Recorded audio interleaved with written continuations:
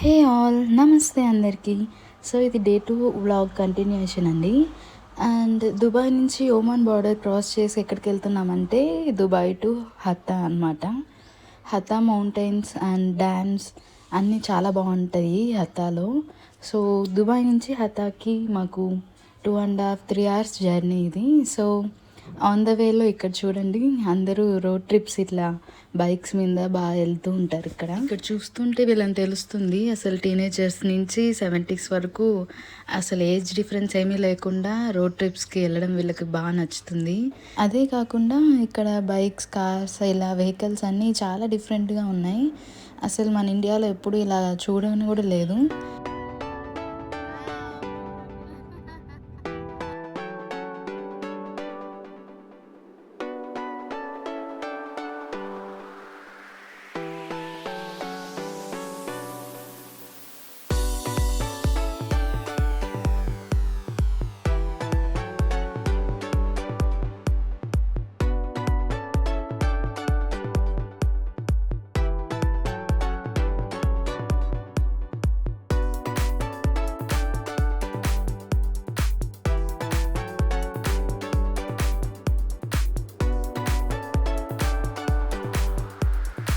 Dubai is one of the safest city అనమాట.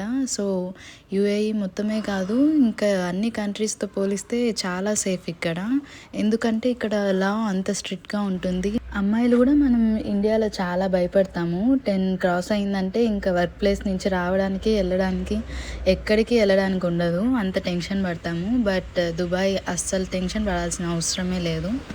ఇంకా హతా dam reach అయ్యేలోపు ఇంకా చాలా టైం పట్టేలా ఉందనేసి ఇంకా మధ్యలోనే హతా పార్క్ వచ్చింది. ఇంకా అక్కడే స్టాప్ అయ్యి కాసేపు తినేసి ఇంకా మళ్ళీ స్టార్ట్ అవుదామనేసి ఇంకా ఇంట్లో నుంచి ప్రిపేర్ చేసి తెచ్చుకున్నాం food, bagara rice and chicken curry. So అది మంచిగా తినేసి మళ్ళీ స్టార్ట్ అయిపోయాము.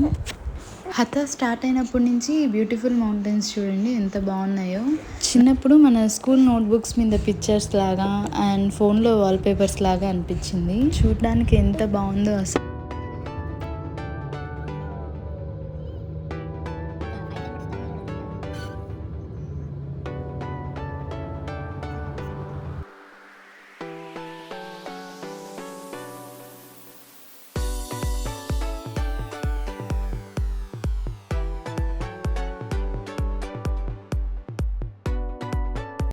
ఇక అంతలోనే హతా వచ్చేసింది.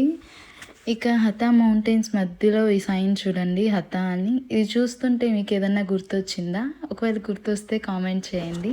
హతా మౌంటైన్స్ దేనికి స్పెషల్ అంటే ఇలా మౌంటైన్స్ మధ్యలో ఇలా డ్యామ్ ఉంటుంది. అండ్ ఈ డ్యామ్ న్యాచురల్గా ఫామ్ అయింది కాదు, ఇది మ్యాన్ మేడ్ డ్యామ్ అనమాట.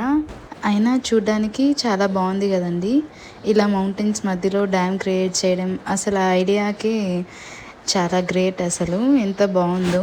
నాకైతే ఏదో మూవీ లొకేషన్కి వచ్చినట్లు ఆ ఫీల్ ఉన్నింది. అండ్ మీలో ఎంతమందికి నచ్చిందో చెప్పండి. అండ్ ఇక్కడికి రాకముందు వరకు ఖచ్చితంగా హతా వెళ్తే కైకింగ్ చేయాలనుకున్నాను. బట్ వచ్చేసరికి ఎందుకో నాకు చేయాలనిపించలేదు. సో నెక్స్ట్ బీచ్కి వెళ్ళిపోయాము. బీచ్లో బోట్ రైడ్ చేసాము. అండ్ చూసేయండి మీరు ఈ లొకేషన్ ఎంత బ్యూటిఫుల్ ఉందో.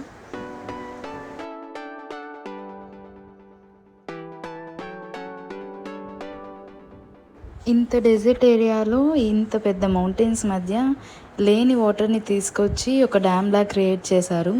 ఎవరబ్బా ఈ మహానుభావులు, ఎవరికి ఈ థాట్ వచ్చింది అసలు, ఇంత గ్రేట్ థాట్ అనుకున్నాను. సో వీళ్ళే అంట ఫౌండర్స్ ఆఫ్ దిస్ డ్యామ్.